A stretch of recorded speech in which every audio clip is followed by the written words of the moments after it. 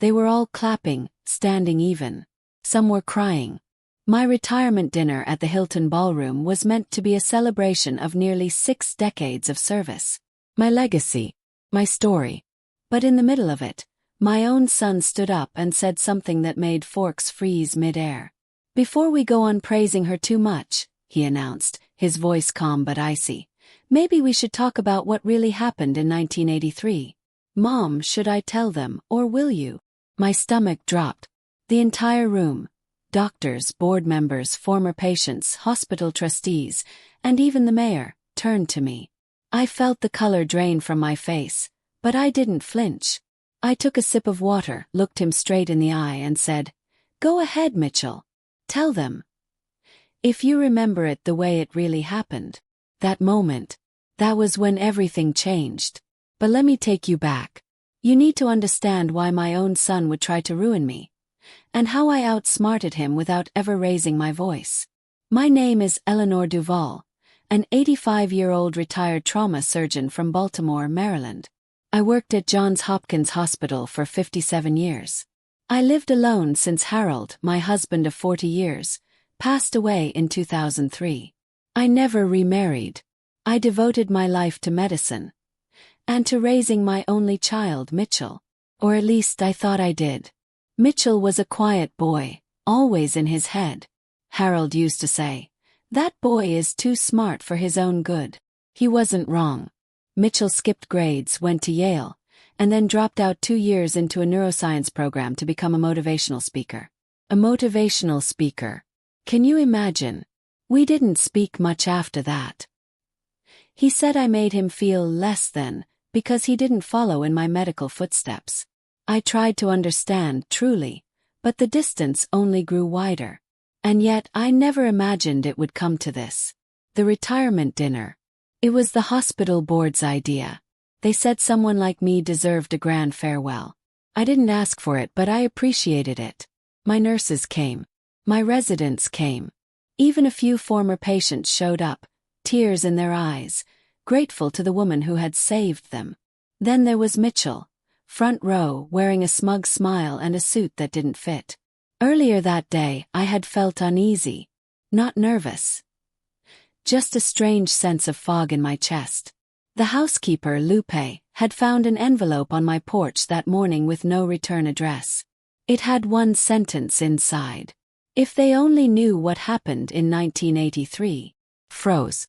There was only one person alive who would remember that year the way I did.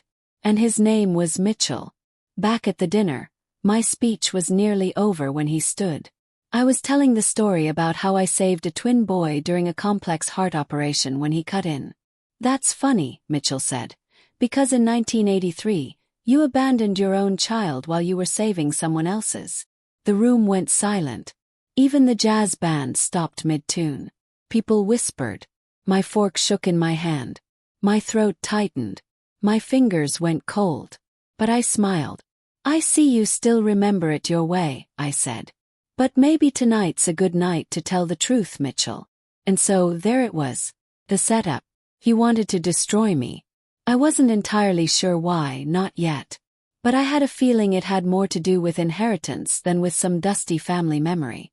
Back in 1983, something terrible did happen. Fire. A hospital evacuation. Mitchell locked in the daycare.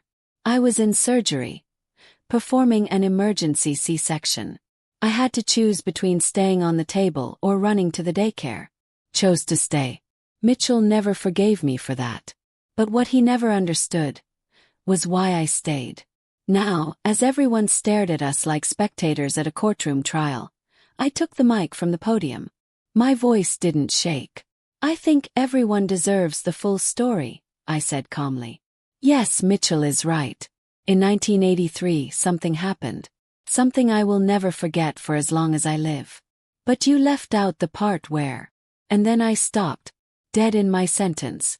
Because walking into the ballroom, right at that very moment, was a face I never thought I'd see again. He was supposed to be dead. The moment he walked in, it was as if the air in the room got sucked out. He was older now, of course. His hair was fully gray, his posture a little bent, and he had a limp I didn't remember. But I knew him instantly. Dr. Samuel Klein. The only man who knew the full story. The man everyone thought had died in the fire of 1983. But there he was, standing tall in a pressed navy blue suit, holding a leather briefcase, and heading straight toward the microphone stand. Gasps floated through the crowd like ripples on water. I locked eyes with Mitchell. His smug grin had vanished. He looked pale. His jaw twitched. "Is this your doing?" he mouthed at me. I didn't reply.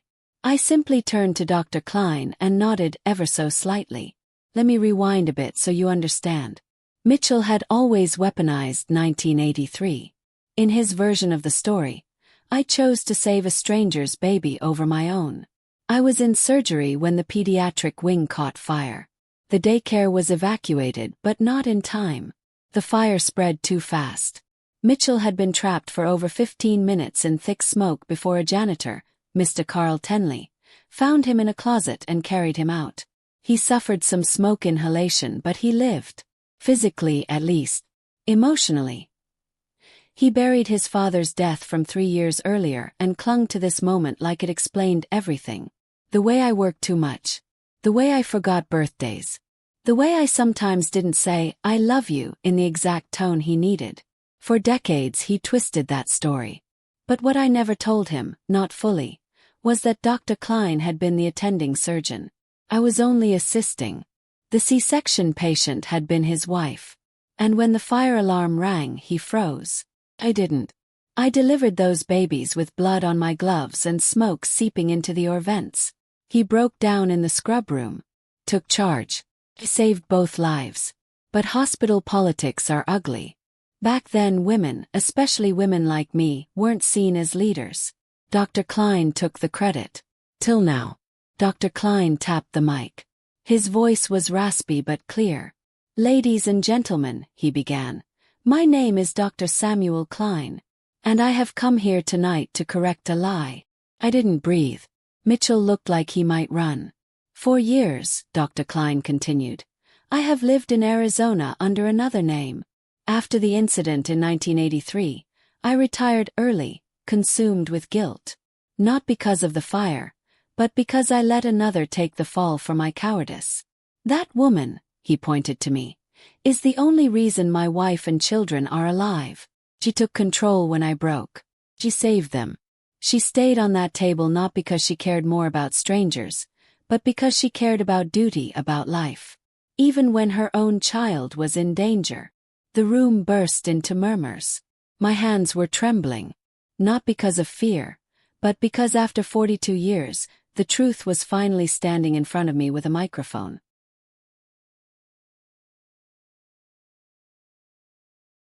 "And I want you all to know something else," he added. "Her son survived because she made sure there was a plan. Because she trusted her team. Because she trained that janitor herself in CPR during fire drills. Mitchell, you were saved because your mother anticipated every danger, while I cracked under pressure." Mitchell stood up, face red. "This is insane," he barked. "You expect us to believe some ghost doctor showed up out of nowhere to defend her like this? This is a setup. She probably paid you." The room erupted into gasps again. Dr. Klein, unfazed, opened his briefcase and pulled out a dusty folder with hospital insignia stamped on it. "I have the original incident report. The one that was buried." He handed it to the event coordinator, who began reading parts of it aloud. Meanwhile, I couldn't stop staring at my son. The boy I raised. The man who had become so bitter. He would rather watch his mother burn than shine. I walked toward him quietly and said, "I'm sorry it took this long. But maybe now you'll stop looking for ways to tear me down. And look in the mirror." He didn't respond. The crowd clapped again, this time not just politely. They rose to their feet. People who had doubted me before now shook my hand. Old friends cried. A former patient kissed my hand and said, "Thank you for never giving up." But I didn't feel victorious. Not yet. Because I knew Mitchell wouldn't let this go. Not when money was involved.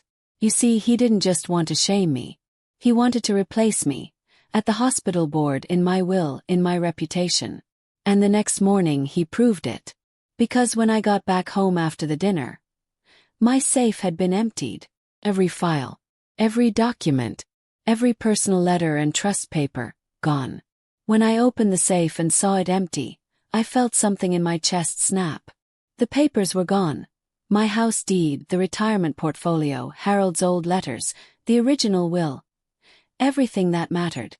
I just stood there in my living room, the same one I'd sat in every evening for the past 30 years, with a cup of chamomile tea in hand, and whispered, "He did it."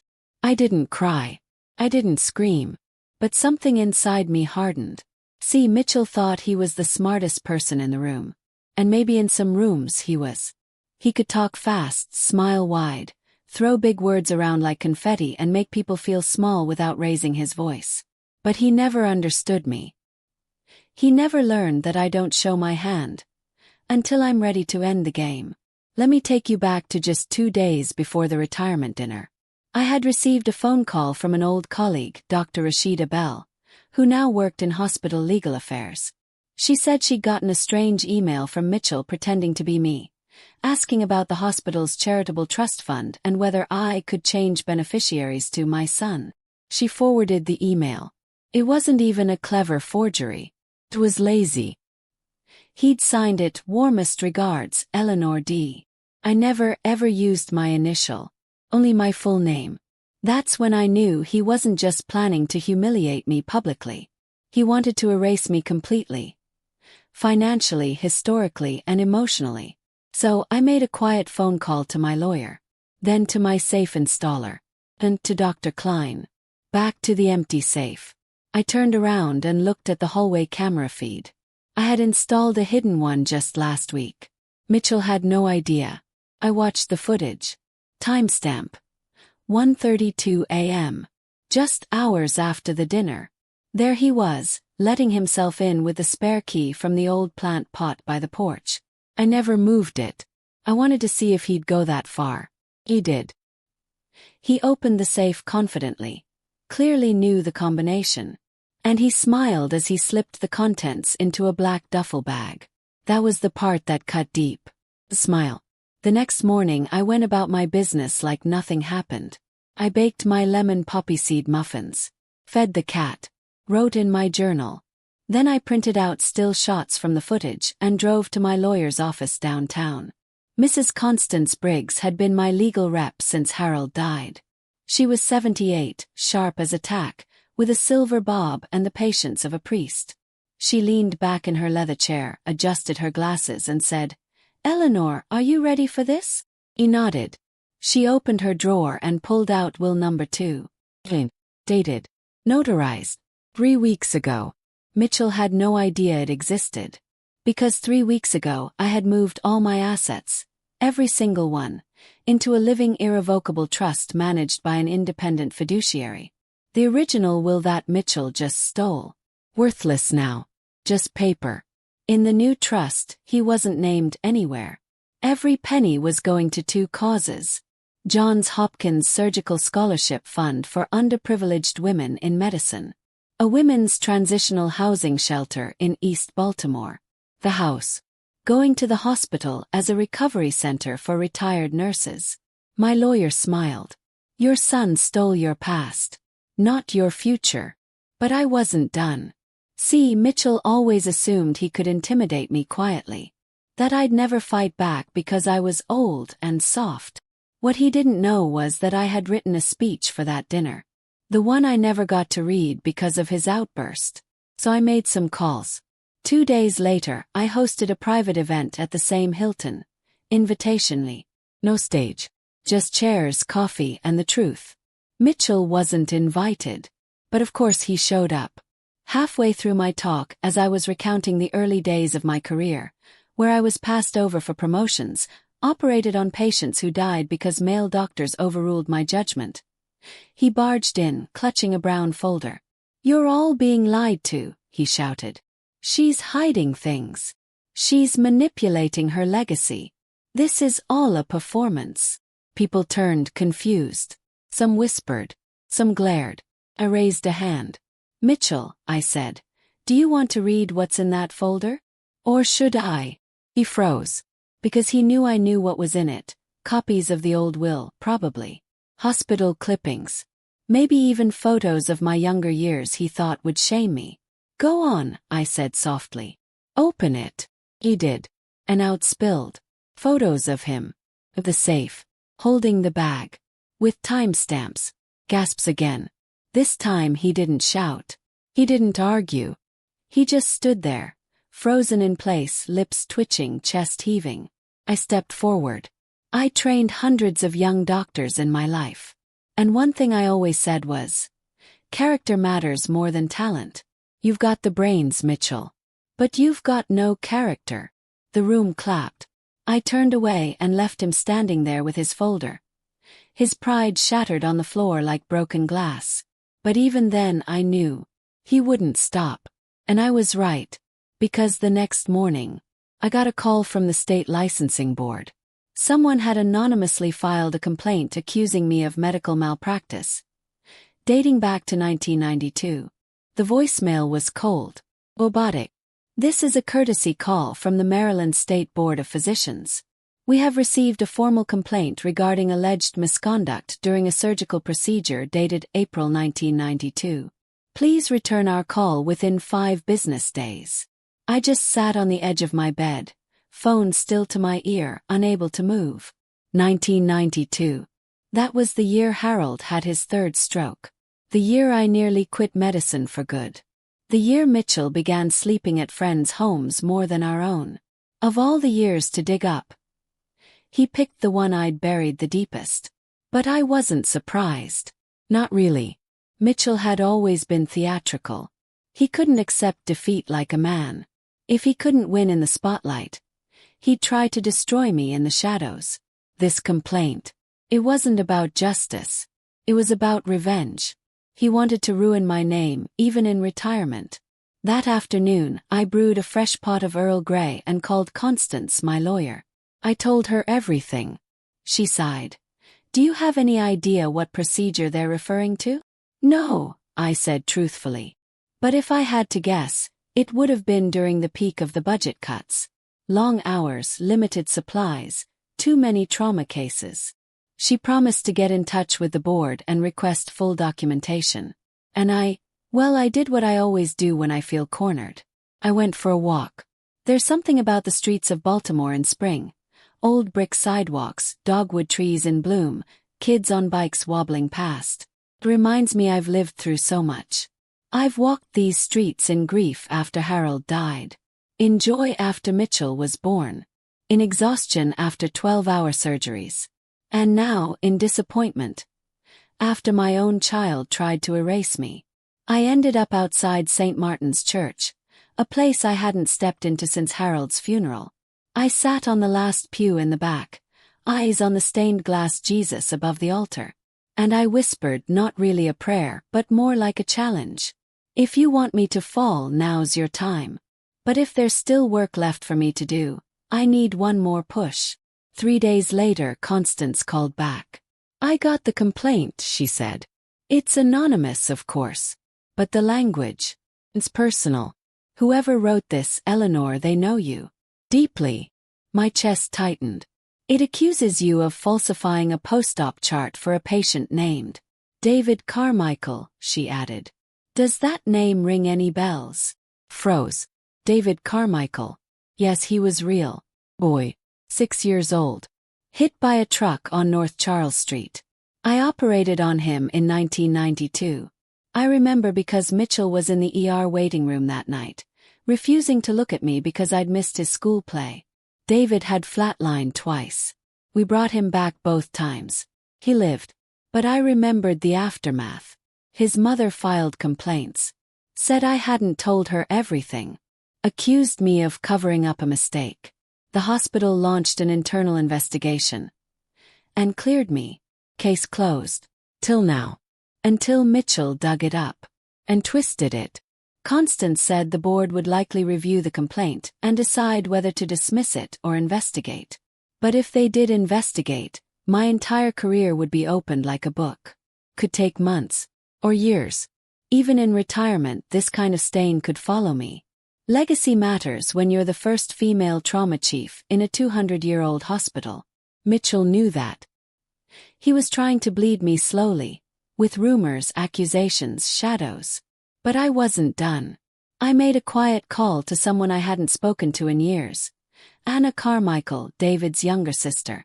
She'd been only 10 back then. I'd stayed in touch for a little while. Even sent her a graduation gift when she got into Stanford. Now she was a lawyer. A big one, working for a firm in D.C. She remembered me instantly. "Dr. Duvall," she said. "Wow. I think about you more than you know. David's doing great, by the way. Married. 2 kids." I told her what had happened. There was a long silence. Then she said, "You saved my brother. My mother couldn't handle the trauma of it all. She wasn't fair to you. I'm sorry." I nodded, tears stinging. Then Anna added, "If you need a character statement, I'll write one. I'll even testify if it comes to that. I owe you." The next day, I received a typed letter from David Carmichael himself. "I remember seeing you over my bed, whispering that I was brave. You gave me a second chance at life. Don't let anyone steal your name document. Not even your son." I pressed that letter to my chest and cried. But it wasn't over yet. Because when the board sent a follow-up notice saying they were moving to preliminary review of the complaint, I knew I had to go public. So I sat down, opened my laptop, and typed something I never thought I would. "To the person who accused me, I see you. And I won't be silent anymore." I posted it on LinkedIn. Attached David's letter, with permission. Attached Anna's statement. Within 48 hours, the post had over 23,000 shares. Former patients flooded the comments. Nurses from 1985 remembered my late-night surgeries. Young female doctors shared how I mentored them when no one else did. It became a movement. #StandWithRDuvall. Mitchell didn't see it coming. The next morning, I received a single text from him. "What do you want from me?" I didn't reply. Because that's when I received the final letter. The one that would bring everything crashing down. A letter from the hospital ethics board, detailing a fraud investigation. Not on me. On Mitchell. When I opened the envelope from the hospital ethics board, I thought it was more fallout from Mitchell's complaint. But it wasn't.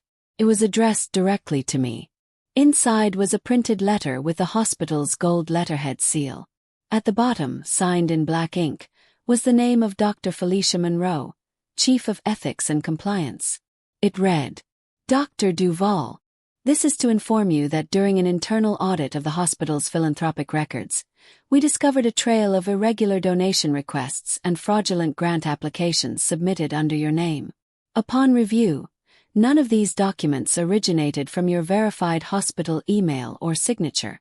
We traced the source of these files to an external consultant who had been advising our junior innovation fund, your son Mitchell Duvall. A formal ethics investigation has been launched. We would appreciate your cooperation in this matter." I stood up so quickly I knocked over my tea. He didn't just try to ruin me. He tried to impersonate me, to embezzle money using my legacy. This was bigger than petty sabotage. This was fraud. And the moment they used the phrase philanthropic records, I knew exactly where to look.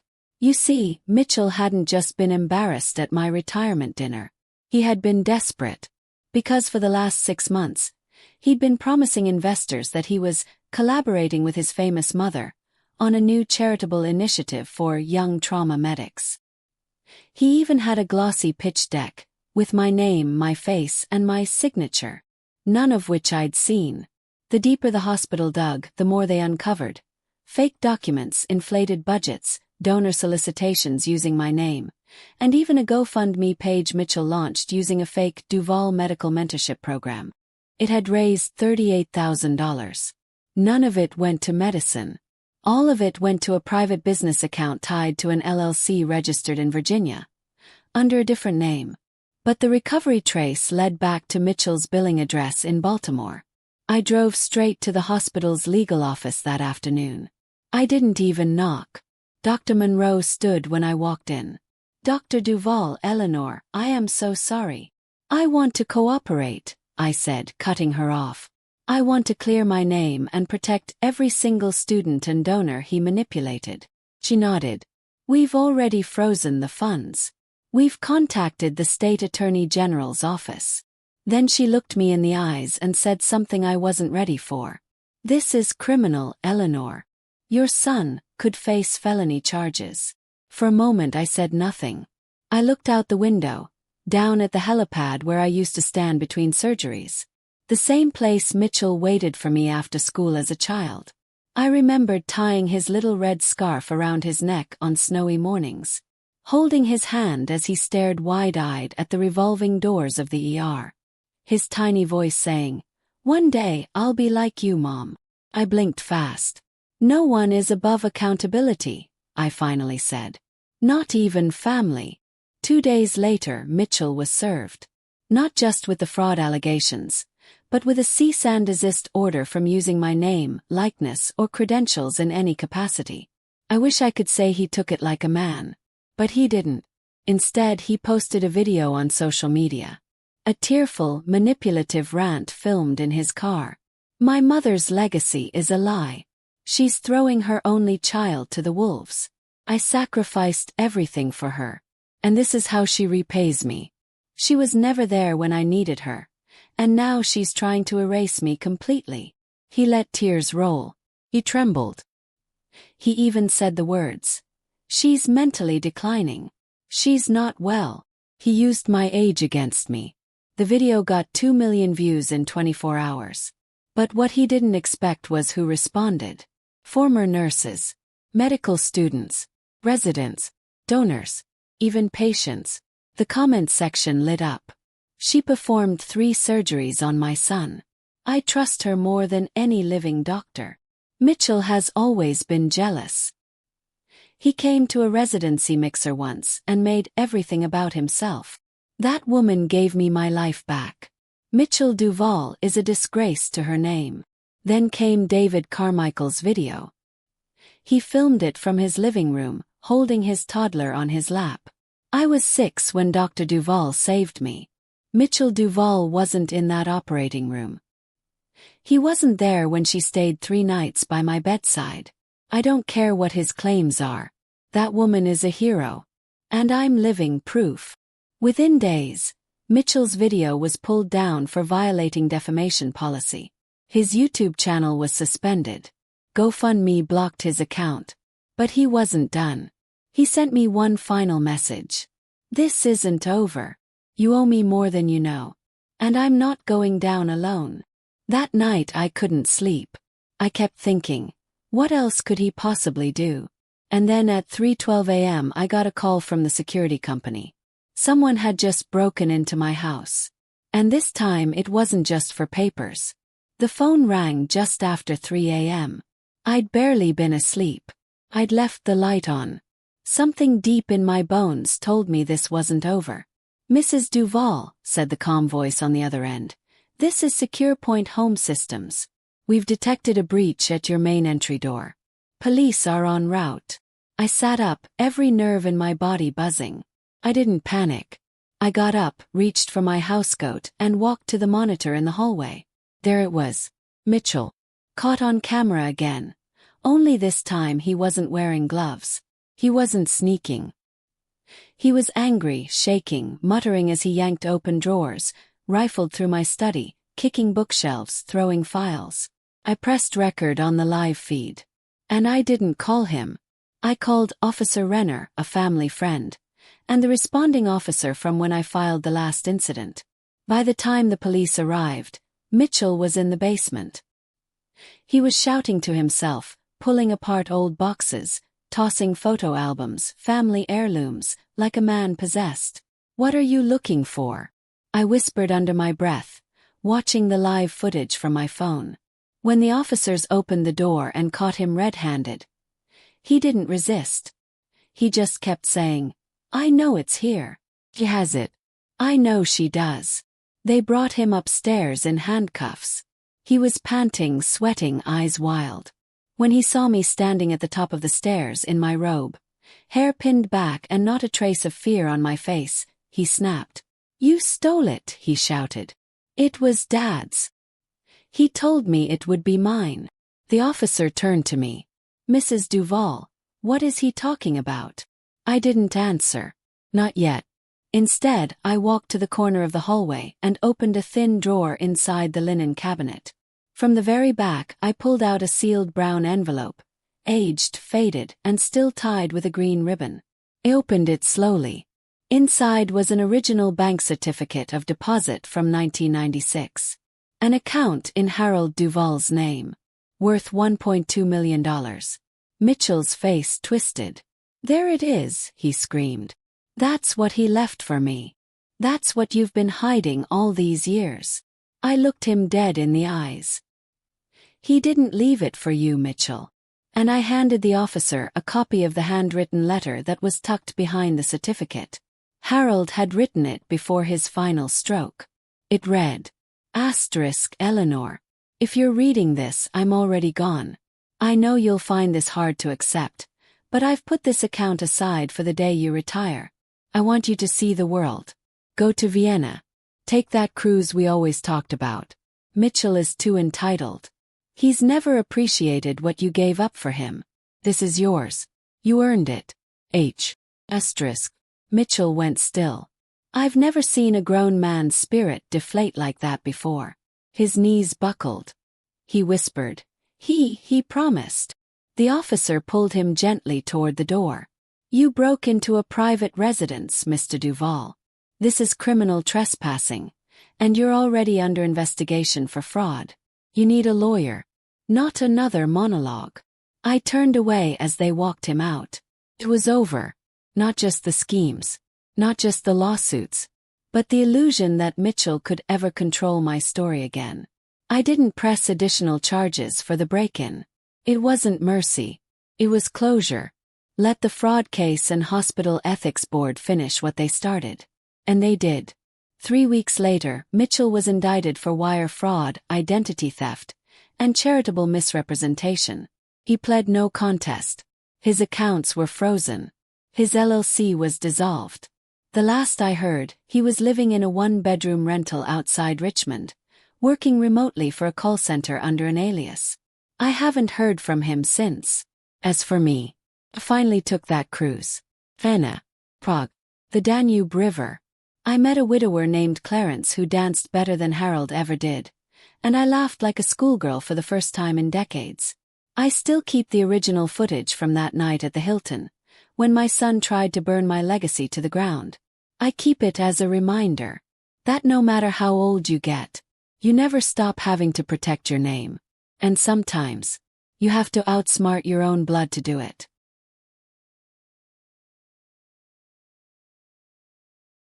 I thought that after Mitchell's arrest, things would finally settle. That peace would return to my home. That my name once again would stand clean on its own. That the chaos had ended. But I was wrong. Because 2 months later, I received a handwritten letter in a pale pink envelope. No stamp. No return address. Just 4 words scribbled across the front. "You failed both of us." My fingers trembled as I opened it. Inside was a single sheet of floral stationery. And a photo. A photo of Mitchell, holding a newborn baby in a hospital blanket. The letter read, "You left me behind just like you left him. Maybe you forgot about me, but I never forgot about you. I know what you did. And I'm coming to collect what I'm owed." I stared at the picture, unblinking. Mitchell. With a baby. He didn't have children. At least none that I knew of. He had never married. He always said he didn't believe in legacy through blood. But now this, a daughter. And who was M? I thought long and hard before telling anyone. I didn't want to drag the Carmichaels or the hospital into more drama. The ethics case had closed. The press had stopped calling. My cruise photos were up on the mantle. But that letter, it kept scratching at me, night after night, until I decided to dig. I called Constance, my ever-trusty lawyer. "I need a private investigator," I told her. Discreet. Quiet. She hesitated. Eleanor, you're 85. What are you chasing? Truth, I said. I've got enough shadows behind me. I want to know what's ahead. 3 weeks later, the investigator came back with a file.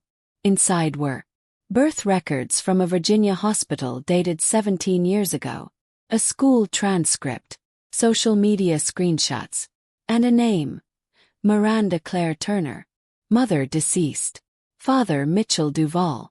Daughter living under the guardianship of her maternal aunt. Straight A student. High school senior. Applied to pre-med programs across the East Coast. One particular essay caught my eye. The title: How My Father's Mistakes Taught Me What Kind of Woman I Never Want to Be. I called her school anonymously and arranged a private meeting, posed as a scholarship benefactor.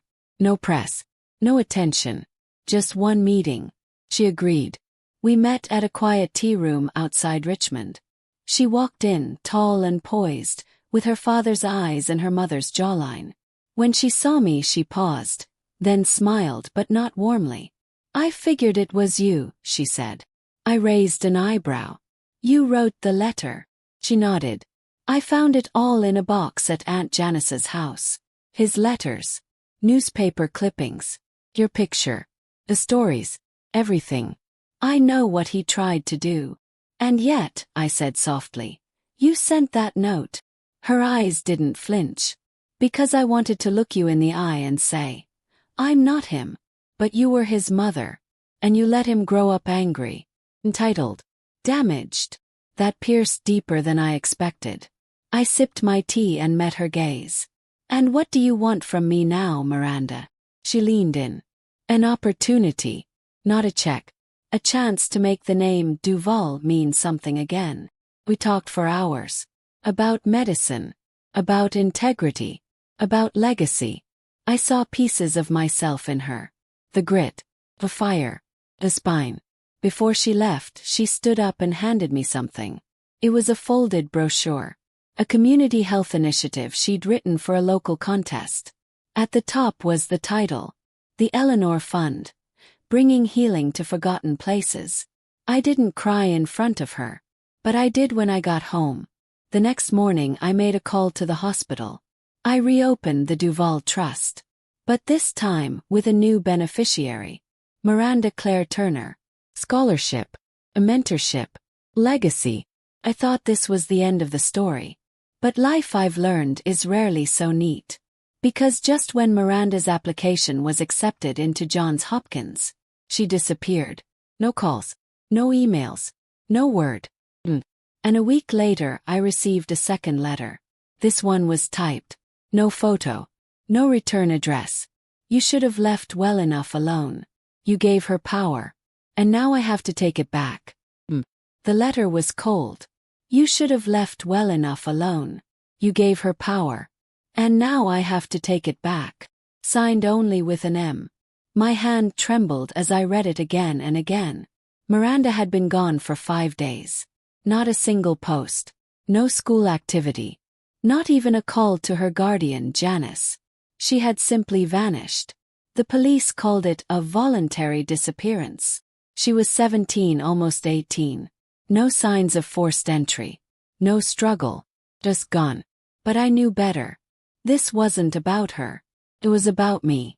I sat alone in my sunroom, fingers tight around my teacup, sunlight painting long shadows across the floor. I'd fought my battles quietly for most of my life. I'd endured being underestimated, overworked, overlooked.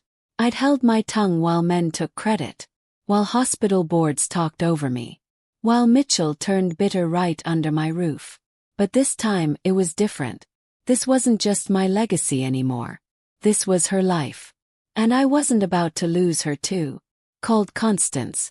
I need you to activate the emergency clause, I said calmly. Her voice sharpened. You're sure? I'm sure. Do it now. The emergency clause was a buried line in the trust paperwork we'd drafted years ago.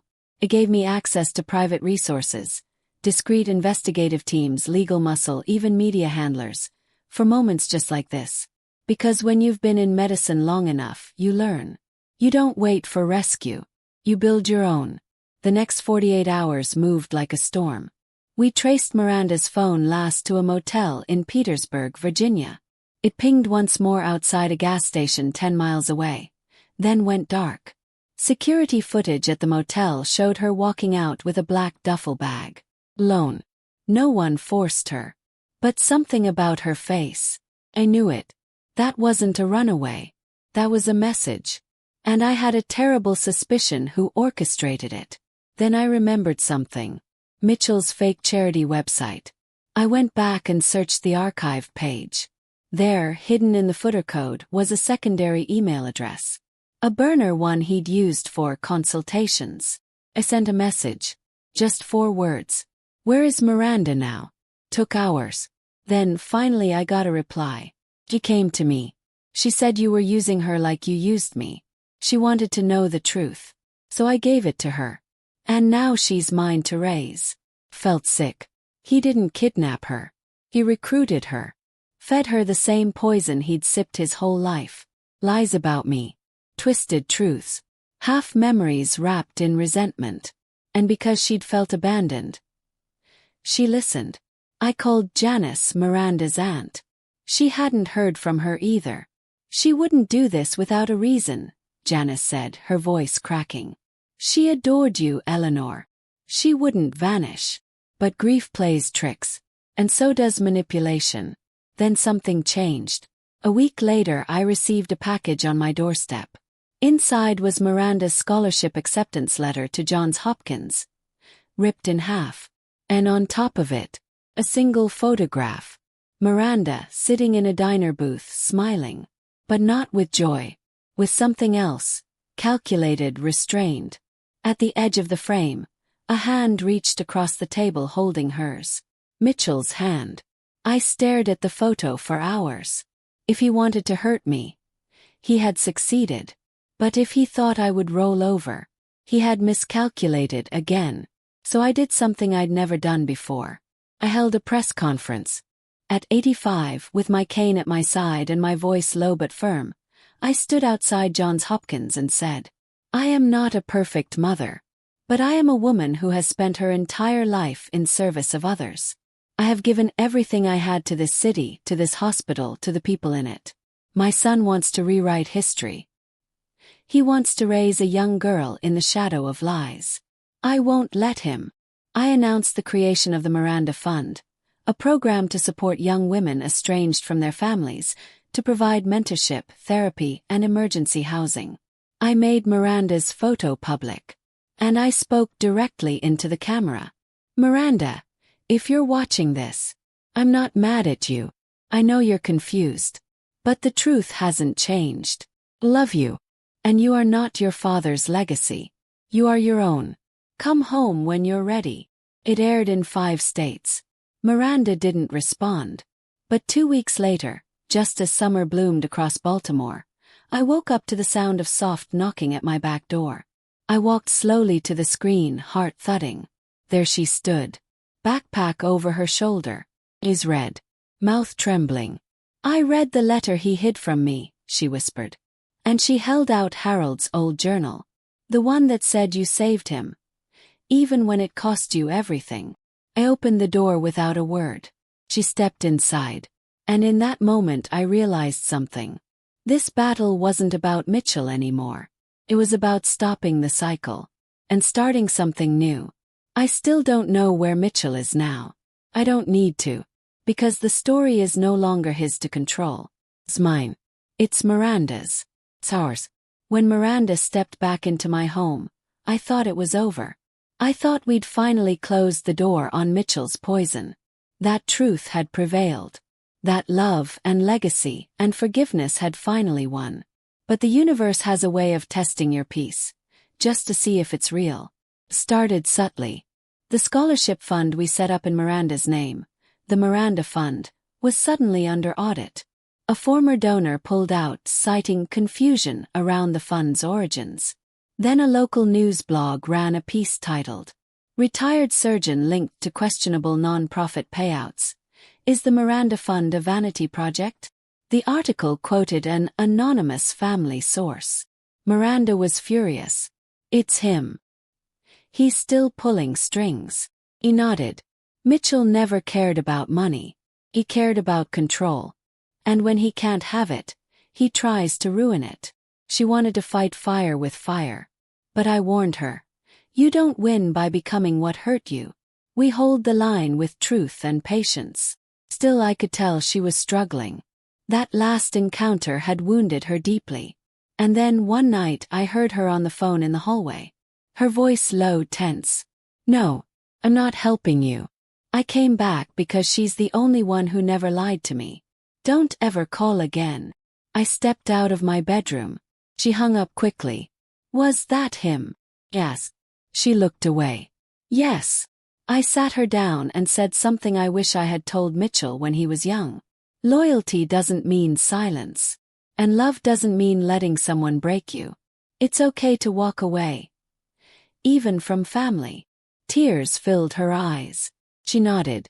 But I could feel the storm still brewing inside her.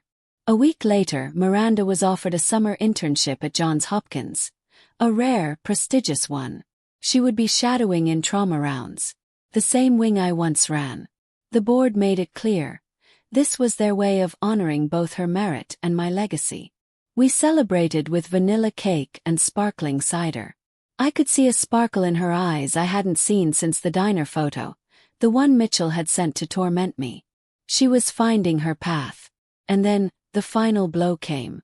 The morning Miranda was to begin her internship, she found a printed manila envelope taped to the inside of her locker. Inside, a fake email thread from me to the board calling Miranda unstable. Forged psychological evaluations. A copy of her torn scholarship letter. A sticky note with just 2 words in block letters. Just like him. She didn't cry. She didn't shout. She simply walked into the surgical hallway, placed her badge on the desk and said, I need to go home. And when she walked through the front door that evening, I knew. We were back in the fire. I pulled out every connection I had. The hospital launched an immediate internal investigation. The emails were proven false. Surveillance footage revealed someone entering the building the night before, using a temporary code that had only been distributed to visiting speakers. The visitor log had a name scratched over, but with some forensic help, it was revealed. Marcus Tennant. An alias Mitchell had used back when he registered his fraudulent LLC. But this time it wasn't just fraud. This was harassment. On a minor. Within hospital grounds.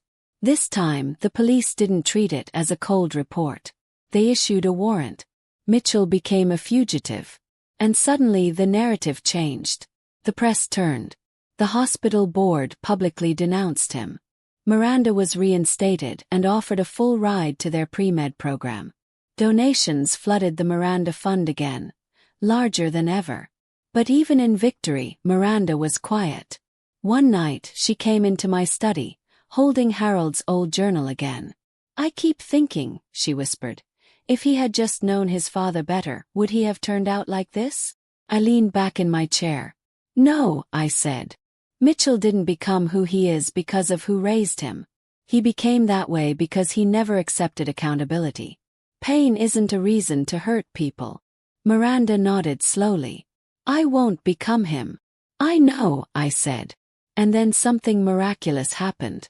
The morning of Miranda's white coat ceremony at Hopkins, as I helped her fix the collar, I received a call from Officer Renner. Ma'am, he said. We found him. Mitchell had been living out of a rented cabin near the Virginia border. He was arrested without incident. During questioning, he admitted everything. The fake letters, the forged emails, the aliases, even manipulating Miranda. I wanted to rewrite the story, he told the detective. She was stealing my redemption. But redemption isn't stolen. It's earned. He was sentenced to 4 years probation and mandatory psychiatric treatment, a deal I had personally supported. I didn't want revenge anymore. I wanted peace. For Miranda. And for me. The day of her first round as an official med student, she came into my room before sunrise. Can I wear your old coat? I smiled and helped her slip into it. It was big. Little worn, but she made it hers. And as she stood there, blonde hair tucked neatly, spine straight, eyes blazing like mine once had, I knew. She wasn't my replacement. She was my revenge. The kind that doesn't scream or destroy. The kind that heals, in plain sight. If this story touched your heart, inspired your strength, or reminded you that family isn't defined by blood, but by character, then please like, share, and subscribe. Leave a comment below. What would you have done if you were Eleanor? And always remember, your story isn't over until you write the ending yourself.